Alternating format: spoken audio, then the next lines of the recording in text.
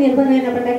जब हमारे गांव में कुछ अगर हम तैयार करेंगे इलेक्ट्रिसिटी तो ये कितना इजी है, और गांव के वेस्ट का क्या करना है, ये जो बड़ा प्रॉब्लम है वो भी सॉर्ट आउट हो जाएगा। ऐसा मेरे पास प्रपोजल है। तो मुझे ऐसा नहीं है कि भाई ये अभी प्रोप्राइटर प्राइवेट लिमिटेड किया तो ये मेरे बिजनेस पर है। बाकी टीम अभी तैयार हुई है, जो मैं रिटायरमेंट लेके ये मेरा काम करूंगी। Any other question? या आपल्याकडे असं म्हणतात की कचऱ्याबरोबर काही काम करणं हे अजूनही जरा कमी दर्जाचं मानलं जातं, तर असं तुम्हाला कधी अनुभव आला की समाजातनं तुम्हाला कधी कोणी काही बोललं की असं काही झालं की तुमचं काय त्याच्यात अनुभव असेल सांगा? आहे ना, मला बऱ्याच जणांनी विचारलं की मी अगं तू ब्राह्मण आहेस ना, मग ब्राह्मणांच्या जातीला पट्टा लावायला काम निघाली आहेस, असा व्यवसाय स्वीकारून, हे मला खूप वेळा ऐकायला आलं। माझ्या मोठ्या मुलाचं लग्न होताना मला विचारलं त्याने की तुझा बिझनेस असा आहे का, काहीतरी आड येईल तुला, आता दुसरा बिझनेस तरी कर, नाही तर नोकरी विक्री तरी कर। नाही करणार, काही नाही। आणि सुदैवाने मला सून पण अशीच बायोटेक्नॉलॉजी वालीच मिळालेली आहे, त्याच्यामुळे लकी आहे, म्हणजे चांगलं काम करताना हे येतो। पण मी सगळ्यांना हे असा प्रसंग मला खूप आलेले आहेत, पण आता कशाला उगाच आपलंच सांगून हे करायचं। पण मी एक सांगते मात्र की आपल्या संस्कृतीमध्ये दिवाळीच्या दिवसामध्ये जेव्हा आपण लक्ष्मीपूजन करतो तेव्हा लक्ष्मीपूजनाच्या दिवशी आपण लक्ष्मीच्या बरोबर पाटावरती एक छोटं प्रतीक म्हणून झाडू ठेवतो। म्हणजे बघा ना, आपल्या संस्कृतीत सुद्धा लक्ष्मी झाडूला आहे लक्ष्मीचं बरोबरचं स्थान दिलेलं आहे। आणि आपण मध्ये बरोबर आहे ना, मध्ये आपण हे विसरलो, आपण युज अँड थ्रोची संस्कृती घेतली आणि आपण तिथे अडचणीत आलो। कारण कचरा हा माझा आहे, त्याच्यापासून खत तयार करून मी शेतात वापरणार आहे, आलेलं धान्य हे मी वापरणार आहे, माझ्या कुटुंबाला देणार आहे आणि माझ्या गावाला देणार आहे, माझ्या देशाला देऊन मी माझा देश माझे बांधव हे सुदृढ करणार आहे। ही सगळी संस्कृती आपण सोडून दिली आणि आपण बाहेरचं खत आणायला लावलं आणि घरातला कचरा बाहेर टाकायला लावला। त्याच्यामुळे हा प्रॉब्लेम झालेला आहे। मला खूप लोक बोलतात पण मी कुणाकडे लक्ष देत नाही, मला जे करायचं ते करते, कारण मला माहिती की मी चांगलं काम करते, त्याच्यामुळे मी करते। आणि अशा लोकांनी मला बोलवल्यानंतर तर अजून मला जरा हुरूप येतो की चला हे काम चांगलं करतोय आपण असं। बोला डॉक्टर। सोसायटीमध्ये हे कल्पना चांगली आहे, काही लोकांना पटतं, काही लोकांना पटत नाही। परंतु तुम्ही जसं म्हटलं तसं मिनिमम रिक्वायरमेंट काय की 1 टन पर डे कचरा असेल तर बायोमास प्लांट किंवा इलेक्ट्रिसिटी प्लांट हा व्हायबल होऊ शकतो। कारण हे प्रत्येक ठिकाणी घेणं हे म्हणणं चांगलं आहे, पटेलही, काही लोक घेतीलही, पण सोसायटीमध्ये इम्प्लिमेंट करणं हे महाग आहे। त्याच्यामुळे जर का काही सोसायट्या एकत्र येऊन मग कॉर्पोरेशन बरोबर त्यांनी बसून असं समजा ठरलं किंवा 1 टन कचरा 2 टन कचरा पर वॉर्ड किंवा पर 5 वॉर्ड, मला माहित नाही आता एका वॉर्डमध्ये किती घरं असतात वगैरे, पण अशा प्रकारचं मिनिमम व्हायबल होण्याकरता किती टन कचरा असणं आवश्यक आहे, किती घरं एकत्र यायला पाहिजे। हा म्हणजे आता 1 वॉर्ड म्हणा 5 वॉर्ड म्हणा काय असेल, बरोबर आहे। आता कसं आहे, एकतर इंडिव्हिज्युअल तरी करायला पाहिजे किंवा सोसायटीचं तरी करायला पाहिजे। आम्ही असं सांगतो की आधी स्वतःपासून सुरुवात करा। म्हणजे आपल्या घरामधलं जे वेस्ट आहे त्या वेस्टपासून जर तुम्ही खत तयार करायला सुरुवात केली तर हे एक प्रॅक्टिकल होईल लोकांना दाखवण्यासाठी। आणि घरातल्या कचऱ्यापासून खत तयार केलं तर ते आपल्याला वापरण्यापुरतं आहे। माझे जे मॉडेल्स आहेत, आता मी माझ्या मॉडेलचं आधी एक सांगते की अगदी जो काही कचरा तयार होतो त्याचं खत तयार करणारे आहेत, त्याच्यामुळे आपल्याला आपल्या घरातल्या कचऱ्याचं निर्मूलन होईल। त्याच्यानंतर फ्लॅट जर बघितले किंवा सोसायटी बघितली तर त्याच्यामध्ये सुद्धा वेगवेगळे मॉडेल्स केलेले आहेत। आम्ही 5 घरांपासूनच आहे, 10 घरांचं आहे, 25 घरांचं आहे, मोठी सोसायटी आहे। आता आमच्या 1 टन कचऱ्यापासून साधारण 5 किलोवॅट इलेक्ट्रिसिटी जनरेट होते। पण त्याच्यासाठी मग तो जो काही खर्च आहे तो खर्च कॉर्पोरेशनने करावा का सोसायटीने करावा? 1 टन जर कचऱ्यापासून जर आपण इलेक्ट्रिसिटी तयार करायची असेल तर 10 लाखापर्यंत त्याचा खर्च आहे, रफली त्याचं हे आहे। आणि 5 किलोवॅट वीज तयार होते। तर असं आहे। मग 2-5 जर सोसायटी एकत्र येऊन केला तर तो जास्त व्हायबल प्रोजेक्ट होऊ शकतो, कारण सगळेच वेस्ट मग तिथे आणून टाकणं आणि त्याच्यापासून इलेक्ट्रिसिटी जनरेट करणं, तर असंही होऊ शकतो। तर हे दोन्ही मॉडेल्स आपण हे करू शकतो। कॉर्पोरेशन बरोबरही बोलायला काही हरकत नाही। पण याने काय वास किंवा असं काय अजिबात वास येत नाही. हेच बघायसाठी सगळे मुंबईमधून आय एस ऑफिसर आलेले होते की ह्याचा जर वास येत नाही तर हे प्रत्येकाने करायला काय हरकत आहे. कारण लोकांना कसं आणि वास आला असता तर माझाही बिझनेस वाढलाच नसता. ओघावाने वास येत नाही हे ह्याचं वैशिष्ट्य आहे. कचऱ्यावरती प्रक्रिया करणं म्हणजे काय, मी साध्या सोपं हे सांगत असते की बा ज्या कचऱ्यामध्ये गांडुळं फिरतात त्या कचऱ्याला वास येत नाही. बरोबर. कचऱ्याला वास केव्हा येतो, बाकीच्या गार्डन वेस्ट मध्ये जर खरकट अन्न मिक्स झालं तर तिथे मिथेन तयार होतो आणि म्हणून वास येतो. तो मिथेन मग हवेमध्ये पसरतो आणि मग त्याचा वास यायला लागतो आणि तो मिक्स होऊन जातो सगळा. गार्डनच्या कचऱ्याचा उपयोग होत नाही, मिथेनचाही खरकट्याचाही उपयोग होत नाही आणि मग ते वाया जातं. अशामुळे त्याचा वास येतो. बाकी ह्याचं जर अशी प्रोसेस केली ते बघा, आपण गार्डनमध्ये गेल्यानंतर तसा वास येत नाही, पण आपण कचरा कोंडी जवळनं जाताना मात्र वास येतो. कारण गार्डनमध्ये पालापाचोळा भरपूर असतो किंवा जंगलामध्ये आपण फिरायला जातो तिथे तो कुठले काय गंडोगताचे प्रकल्पना यातनं काही नाही आहे, पण ते नैसर्गिकरित्या होत असतं. जेव्हा नैसर्गिकरित्या कचरा कुजतो त्याला वास अजिबात येत नाही, पण त्याच्यामध्ये ह्या बाकीच्या सगळ्या गोष्टी जेव्हा मिक्स होतात तेव्हा त्याला वास येतो आणि तेव्हा ते सगळ्याच दृष्टीने हार्मफुल असतात. Thank you. It's going to be about 10 minutes to 8. So okay, we have few more people to ask. So we'll take maybe last couple of questions. Is that okay? But I'm sure Madam is available. I just want to make sure that we stick to the time. Yes. Yeah. Yes. नमस्कार.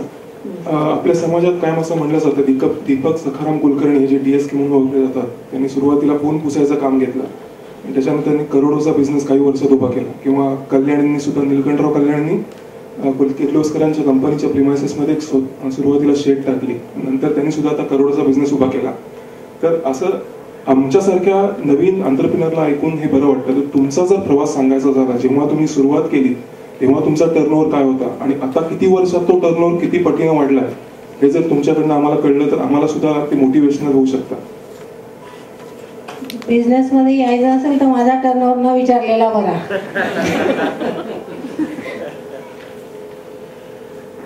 काय माहिती का, turnover वाढवण्यासाठी मी हा business केलेला नाहीये.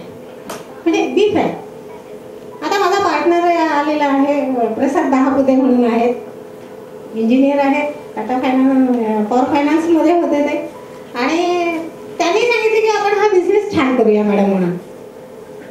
आणि मग मला काहीच हरकत नाहीये ना, माझा टर्नओव्हर वाढेल याची मला खात्री आहे. पण माझा परत एक महत्वाचा विषय येतो की कचऱ्याच्या प्रोसेसिंगसाठी खर्च करायला जेव्हा कुणी तयार नसतं तेव्हा माझा बिझनेस कसा वाढेल. माझा बिझनेसच हा आहे, मी बाकी काही तयार करून विकतीये असं नाही आहे. मी ह्या कचऱ्यावरती प्रोसेस करण्यासाठीचे जे प्रॉडक्ट्स विकतीये ते कोणी घ्यायला तयार नाही, त्याच्यामुळे माझा टर्नओव्हर वाढत नाही. पण हा वाढवण्यासाठी आपण आवर्जून प्रयत्न करू शकतो आणि करायला पाहिजे. So let me just kind of say some of the things that I've heard. See what as we all have heard, this actually was social enterprise, and as you can see, it was driven by one person, and thankfully she was able to bring in a lot of her own family. But what has happened recently, and I'm just trying to convert what I've heard into the business lingo, is what they have done now is they've converted this small enterprise that she was driving pretty much by herself into a corporation.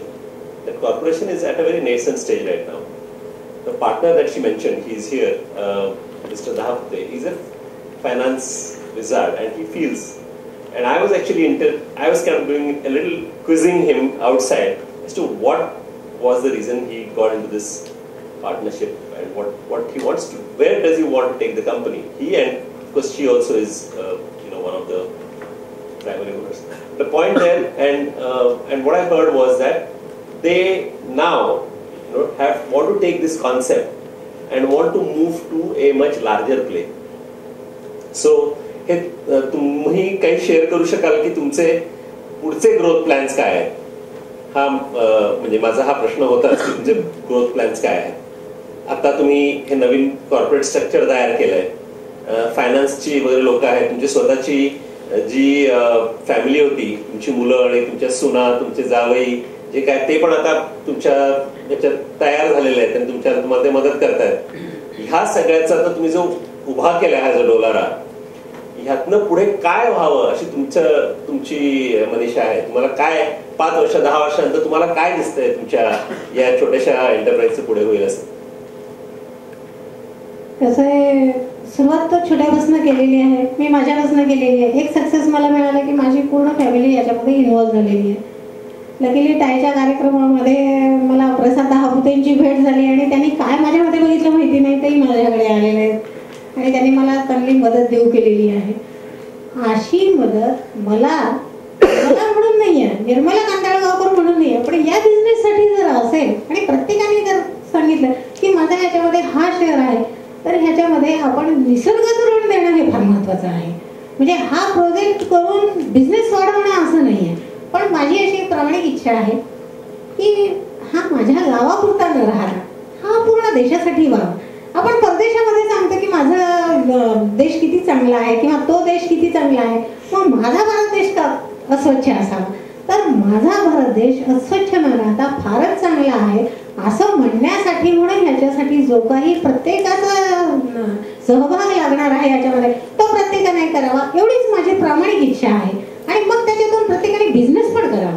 नुसताच हा सहभाग किंवा असं हे न करता त्याच्यामधून जर बिझनेस केला तर आपला बिझनेसही होऊ शकेल, शहरही स्वच्छ होईल आणि त्यातून असे प्रॉडक्ट्स तयार होऊन जे की आपल्याला गरजेचे आहेत. आणि निसर्गाचं ऋण देणं, बस याच्यापेक्षा वेगळं काही नाही आहे. निसर्गाने मला भरभरून दिलेलं आहे, मी निसर्गाला त्याला ज्या रूपात हवंय त्या रूपामध्ये देण्यासाठी मी तत्पर राहिलं पाहिजे. बाकीचे बिझनेस करत करत हे करणं गरजेचं आहे असं मला वाटतं. Very nice. Actually, here's this theme that she talks about. We have actually seen this recurring in many situations that we are at. We have found that most of the people that come on the stage, especially in the social area, or they actually are not driven so much by the growth or profits, which sounds funny to MBA folks like us. But the point is that we have had Mr. Rajiv Kherian. By the way, he's an MBA. He was one of the speakers about 3 months back, which she talks about solid waste management. He actually does sanitation. He's in the business of sanitation. So he calls himself a liquid waste management company. And we talked about business, we talked about numbers, we talked about growth and all that. And because he's an MBA and very savvy and blah blah blah, he was able to communicate that very effectively. But at the end of it, he said, "Look, my idea is not about growth as you see growth. My idea is to make sure that every woman in this country has a safe and a good place where she can perform her daily sanitation activities." That's his goal. So what we've seen over and over, we had Mr. Ramdas Mane here, another very rustic entrepreneur who has created bricks from thermocol. Okay, now what is why is he doing it? He comes from a thermocol background, so he innovates and creates the bricks from thermocol because he says, look, right now the bricks that are used are from earth. You use that, you kind of really burn it. It creates methane and all the kind of gases and all the pollution. But earth is totally non-regenerable.